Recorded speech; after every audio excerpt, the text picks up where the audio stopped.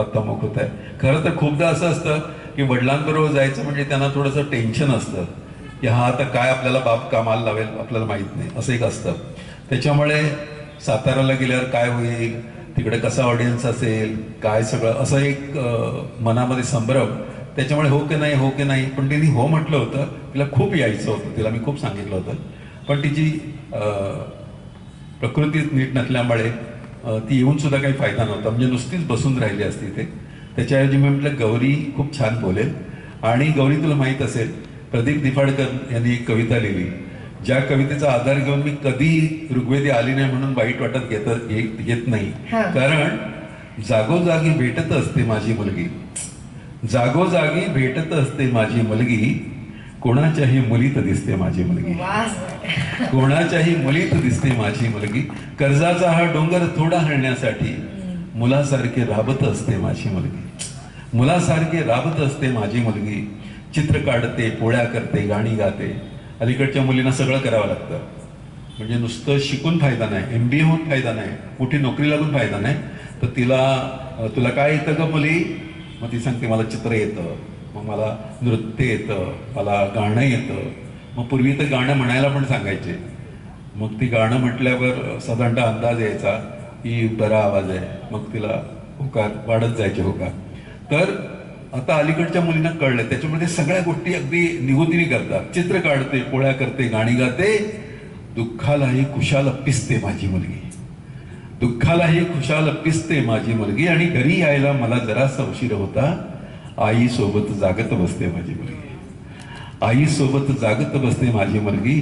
आठवते आठवते मज माझी आई अशीच होती, आठवते मज माझी आई अशीच होती. सगळ्या बापांना मुली का आवडतात त्याचं एका ओळीत उत्तर आहे की आठवते मज माझी आई अशीच होती, जेव्हा माझे डोळे पुसते माझी मुलगी, जेव्हा माझे डोळे पुसते माझी मुलगी.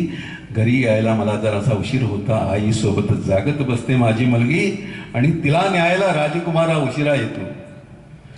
सगळ्या बापांना वाटत असतं की आपल्या मुलीचं लग्न लवकर होऊ नये, जरा थोडंसं ढकललं पुढे तर चालेल, आणखीन ढकललं पुढे तर चालेल. कारण सतत ती अवतीभोवती वावरताना दिसण्याची तिला इतकी सवय झालेली असते बापाला की तो म्हणतो की तिला न्यायला राजकुमारा उशिरा येतो, अजून मधला अल्लड दिसते माझी मुलगी, अजून मधला अल्लड दिसते माझी मुलगी. ही कविता अनेक ठिकाणी म्हटली आणि प्रत्येक वेळी शेवटची ओळ म्हणताना डोळ्यात पाणी येतं. त्याचं कारण नवीन सिस्टीमप्रमाणे मुली फार लांब जात नाहीत, जवळच असतात कुठेतरी. म्हणजे मी मुलुंडला, ती गोरेगावला, आता गौरी सुद्धा पुण्याला आहे पण मुंबईत पण असते, जवळ असते त्याची. पण जाण्याचा क्षण असतो तो भयंकर त्रासदायक असतो. त्याच्यामुळं त्या सगळ्या भावना ह्या बाप आणि मुलीमध्ये असतात. बापलेकी नावाचं पुस्तकाचा उल्लेख केला, त्या पद्मजा फाटक त्यावेळी मला माहिती आहे अप्रतिम असं ते पुस्तक आहे. आणि प्रिया तेंडुलकर यांनी विजय तेंडुलकरांबद्दल काय लिहिलं आहे किंवा त्यात अनेक म्हणजे शरद पवारांच्या मुलींनी म्हणजे सुप्रिया ताईंनी बाबांबद्दल काय लिहिलं आहे, हे सगळं जर का वाचलं तर तुम्हाला या सगळ्या रिलेशनच्या मागचं जे वेगळं वातावरण आहे ना हे बघायला मिळतं. आज ऋग्वेदी असते तर तिने माझ्याबद्दल किती चांगली बोलली असती माहीत नाही, पण माझी कंप्लेंट्स केली असती तिने की कशी बाबा मला त्रास द्यायचे. किंवा ऋग्वेदीच्या बाबतीत मी सांगतो की ती अभिनयात अजिबात येणार नव्हती. मी जेव्हा एकांकिका करायचो त्यावेळी तिला भयंकर राग यायचा, कारण एकांकिका करणारी माणसं घरात आली की ती सगळं घर ऑक्युपाय करायची आणि तिला खेळायला मिळायचं नाही. त्याच्यामध्ये ती भयंकर काय टणटण टणटण करत असायची. हे बघ ना आले आता बाबांचे मित्र, आता मला बसायला पण जागा नाही, सगळं ऑक्युपाय करणार वगैरे, असं तिला राग यायचा. आणि सगळ्यात गंमत म्हणजे नाटक नावाची गोष्ट अशी रागासारखीच होती तिच्या दृष्टीने. नाटक म्हटलं की तिच्या कपाळाची शीर अशी हे व्हायची. पुढे गंमत अशी झाली की रुईया कॉलेजमध्ये जेव्हा ती शिकत होती तेव्हा त्या कॉलेजमध्ये एकांकिका स्पर्धेमध्ये एका मुलीला प्राईज मिळालं. आणि तुम्हाला मुंबईमधली प्रथा माहिती आहे सगळ्या ह्या नाटकातल्या ग्रुपची की एकांकिका स्पर्धेत जी जी मुलगी पहिली येते त्या मुलीला हे नाटकातले सगळे निर्माते ताबडतोब भेटतात आणि ट्राय करतात. तुला पण गौरी अनुभव असेल. तर म्हणून रुईयामधल्या एका मुलीला मोहन बागांनी बोलवलं मग ती मोहन वाघांना मुलगी मोहन वाघाने बोलवल्या पूर्वी मी व्यवसायाने म्हणजे आता व्यवसाय अभिनय असला तरी माझं शिक्षण झालंय मी आहे श्रवणतज्ज्ञ आणि भाषा वाचातज्ञ. म्हणजे ज्यांना ऐकायला प्रॉब्लेम आहे, बोलायला प्रॉब्लेम आहे, त्यांचे डॉक्टर आहे. तर शाळेत असताना खूप बालनाट्य, शाळेतल्या स्पर्धा, वक्तृत्व स्पर्धा हे करत असायचे. मुळात स्टेजवर असणं खूप आवडायचं. शाळेतल्या सगळ्या सांस्कृतिक कार्यक्रमांची निवेदनं करा, तिथे नाटक करा, डान्स करा, वर्गातही मॉनिटर असा तिथे चान्स मिळालं की काहीतरी बोला. तर नेहमीच परफॉर्म करायला आवडत होतं. मध्ये काही काळ शिक्षणामुळे म्हणा किंवा जे निर्णय घेतले, जे शिकायला गेले, तिथल्या वातावरणामुळे म्हणा, याला खूप खतपाणी मिळालं नाही आणि मध्ये एक गॅप पडला. पण नंतर पुण्यात आले मी पोस्ट ग्रॅज्युएशन करण्यासाठी आणि पुण्याचं वातावरण सगळ्यांना माहितीच आहे. तेव्हापासून काहीशा एकांकिका, अभिवाचनं हे सुरू केलं आणि हळूहळू अभिनय पूर्ण वेळ करायचा असा एक अगदी धाडसी निर्णय घेतला. आणि तेव्हा जेव्हा मी ऑडिशन्स देत होते तेव्हा मला वीरेन सरांच्या ऑफिसमधून, त्यांच्या टीममधून फोन आला की एका नव्या मालिकेसाठी आम्ही कास्टिंग करतो आहोत, तर तुला ऑडिशन द्यायला आवडेल का. पहिल्या मालिकेसाठी अशा माणसाच्या ऑफिसमधनं फोन येतोय जो काय म्हणूयात मालिकेच्या क्षेत्रात सातत्याने गेली कित्येक वर्ष दर्जेदार काम करतात. आणि उंच माझा चोका तर तेव्हा असं होतं की आपल्याला मालिका करायची तर ही अशा प्रकारची हवी आणि हे जो करतो आहे त्या दिग्दर्शकासोबत काम करायला मिळणं हे फार मस्त होतं. म्हणून ती ऑडिशन अत्यंत सिन्सिअरली देऊन, सरांशी बोलून, भेटीगाठी, त्या मीटिंग्स, तेव्हा सरांनी मला जे ब्रीफ दिलं होतं मालिकेचं सुद्धा आणि विषयाचं सुद्धा, मालिकेचं नावच असं होतं बायको अशी हवी. तर तो विषय सरांनी सांगताना, त्या शीर्षकाविषयी बोलताना पण इतकं गमतीशीर कॉन्व्हर्सेशन होतं आणि मला वाटलं ही माझ्या मैत्रिणींची गोष्ट आहे. म्हणजे बायको कशी हवी, कारण मी माझ्या मैत्रिणी असताना, कोणाच्या तरी प्रेयसी असताना आणि त्या बायको झाल्यावर कसे कसे बदल होत गेलेत त्यांच्यात हे मी एवढं जवळून पाहिलं होतं. त्यामुळे मला ते एकूणच विषयाची आणि ह्याची खूप मजा वाटली. आणि अर्थातच पहिला ब्रेक कलर्स मराठीवर होती ही मालिका बायको अशी हवी आणि वीरेन प्रधान सरांची. अतिशय आनंददायी अनुभव होता. आणि सर म्हणाले तसं मानसकन्या का, तर पहिल्या माझ्या मालिकेचं शीर्षक गीत ज्याने मालिका आपण लक्षात ठेवतो ते सरांनी लिहिलं होतं, म्हणून मी त्यांची मानसकन्या. त्या दरम्यान आणि त्याच्यानंतर सुद्धा अभिवाचनाचे बरेच कार्यक्रम मी करत होते. वेगवेगळ्या साहित्यिकांच्या साहित्यावर आधारित हे कार्यक्रम, शब्दप्रधान कार्यक्रम, एक साधारण 1.5 तासाचे जवळपास सगळेच कार्यक्रम. पण मी तुम्हाला मध्ये थोडंसं डिस्टर्ब करतो. ऋग्वेदी आहे ना, ऋग्वेदी ती थोडीशी आळशी आहे. उत्तम डिक्शन आहे तिचं, उत्तम कविता सादर करते वगैरे. पण काही काही लोकांना असतं ना की कार्यक्रम करायचा म्हटलं की कंटाळा येतो. म्हणजे मी तिला नेहमी सांगतो की चल ना 2-3 नलेश पाटीलच्या कविता म्हण, मला तेवढा सपोर्ट होईल ना. सगळं कुठे मी म्हणू, कधीतरी ये माझ्या बरोबर. त्याच्या नेमकं उलट गौरीचं आहे.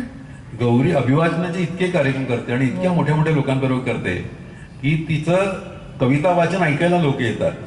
म्हणजे पुण्या मुंबईतले अनेक लोक, संजीवनी आमच्या कुलकर्णी मॅडम, त्या वंदना बोकील मॅडम, त्या ज्या कार्यक्रम करतात, इतकं उत्तम स्क्रिप्ट असतं. आणि त्या स्क्रिप्टमध्ये आपल्याला माहिती आहे की काव्यवाचनामध्ये पु ल आणि सुनीताबाई यांनी एक जे लँडमार्क तयार करून ठेवलेलं आहे की तसं कविता वाचन येणं ही खूप मोठी गोष्ट असते. आणि त्यातल्या या सगळ्या लोकांमध्ये उत्तम कविता वाचणारी लोक सारखी शोधत असतो आपण. उत्तम शब्दोच्चार, उत्तम डिक्शन, उत्तम कविता समजणं, या सगळ्या गोष्टी असतात ना. मला नेहमी सुलभा देशपांडेंचा किस्सा नेहमी आठवतो की सुलभा देशपांडे बाईंना एकदा कधीतरी आमच्या कार्यक्रमामध्ये इंदिरा संतांची कविता म्हणायची होती. तर इंदिरा संतांची कविता म्हणायची म्हणून आपल्याला वाटलं की सुलभाबाईंकडे गेलं की ते मी त्यांच्याकडून सगळं समजावून घेतलं. आणि नंतर तुम्हाला सांगतोय की अजून कधीही मी तो विषय निघाला, कर्नाटक संघामध्ये बाईंनी कविता वाचली. इंदिरा संतांची कविता काय बरं, फार सुंदर कविता ती. तर ती कविता ऐकली आम्ही, सगळ्या थिएटरने ऐकली आणि 2 मिनिटं सगळी शांतता होती. असा शहारा सगळ्यांच्या ह्याच्यावरून आला होता. इंदिराबाईं ती कविता आहे ती आपले मिस्टर गेले त्या सगळ्या दुःखामध्ये लिहिली होती. ऐक जरा ना अशी ती कविता, ऐक जरा ना. तर त्या कवितेमुळे आम्हाला लक्षात आलं की आम्ही एरवी कविता वाचणारे लोक आहोत, ते कशी कविता वाचतो आणि सुलभा देशपांडेबाई कशा कविता वाचतात. मला असं वाटतं की सुलभा देशपांडे यांच्यानंतर जी मालिका आहे कविता वाचणाऱ्यांची आणि अभिनेत्या लोकांची, अभिनेत्री, त्याच्यामध्ये महत्वाचं नाव गौरी देशपांडे. कारण तिचा आवाज खूप गोड आहे, तिला साहित्याची समज आहे आणि अशा पद्धतीनं हे सगळं करणं ही खूप मोठी गोष्ट आहे. त्याच्यामुळे ऋग्वेदी असली तर बरं असतं, पण मी गौरीला पण नेहमी सांगतो की तू माझ्याबरोबर ये, आपण कविता वाचनाचे उत्तम कार्यक्रम करू. या निमित्तानं फक्त मी तिला विचारणार आहे की आमच्यासाठी कुठली कविता आज काढलेली आहे. हो, मी बऱ्याच आणल्यात. सर, तुम्हाला आठवतं का आपण मालिकेच्या शूटिंगच्या वेळी एकदा आला होतात.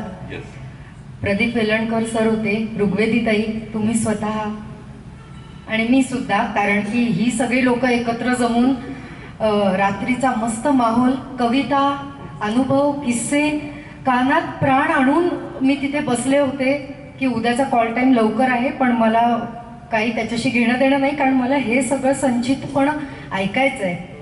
आणि तेव्हा झालेली कवितांची देवाणघेवाण, तेव्हा झालेली कॉन्व्हर्सेशन्स, आणि सरांनी अजून सांगितलं नाही, ऋग्वेदीताई गाते खूप सुंदर कविता. तिच्या म्हणणं आणि गाणं हे इतकं खरंच सुरेख आहे. आज ती असती तर मजा आली असती, मी पण तिला मिस करते. मीच आधी म्हणायची आहे कविता. इंदिराबाईंचा आता विषय निघाला तर त्यांची गर्भरेशीम या काव्यसंग्रहातली एक कविता, एक अडगळ. माझा आवाज नीट पोचतोय ना?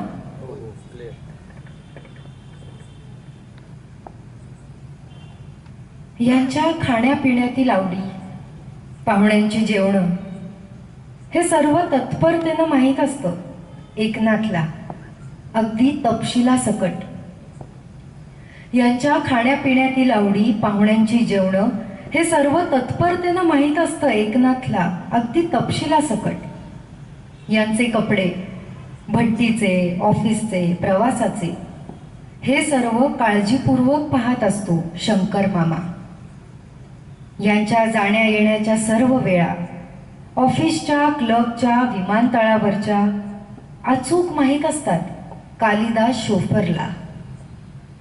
घरातील खरेदी, पैशाचे व्यवहार, नोकर चाकर या सर्वांवर करडी नजर साक्रीकरांची.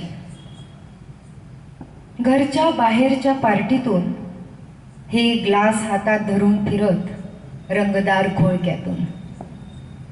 घरच्या बाहेरच्या पार्टीतून हे ग्लास हातात धरून फिरत रंगदार घोळक्यातून.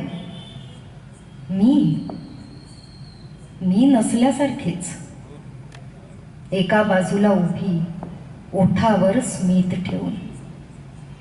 घरच्या बाहेरच्या पार्टीतून हे ग्लास हातात धरून फिरत रंगदार घोळक्यातून मी नसल्यासारखीच एका बाजूला उभी, ओठांवर स्मित ठेवून. परदेशातील मुलांची पत्रे मधून मधून, डॅडींचा रक्तदाब, त्यांचा प्रवास, त्यांचा व्याप, त्यांची काळजी. पत्रभर तेच उत्सव मूर्ती. आणि अगदी शेवटच्या ओळीत मम्मीची अडगळ. आणि अगदी शेवटच्या ओळीत मम्मीची अडगळ नमस्कारापुरती. मला ही चैन हे ऐश्वर हवं होतं. मला ही चैन हे ऐश्वर हवं होतं, पण हे असं उकिरड्यासारखं वाढवून मलाच चिणून टाकेन असं कधी वाटलं नव्हतं. पण हे ऐश्वर असं उकिरड्यासारखं वाढवून मलाच चिणून टाकेल असं कधी वाटलं नव्हतं. इंदिराबाईंच्या कविता नेहमी समजावून सांगताना मी असं सांगतो की इंदिरा असं, संशय माझा आला तुम्हा तर नाही जाणार बाहेर, पाणी भरायला जाऊ का नको काय ते पत्रात लिवा, पाणी भरायला जाऊ का नको काय ते पत्रात लिवा.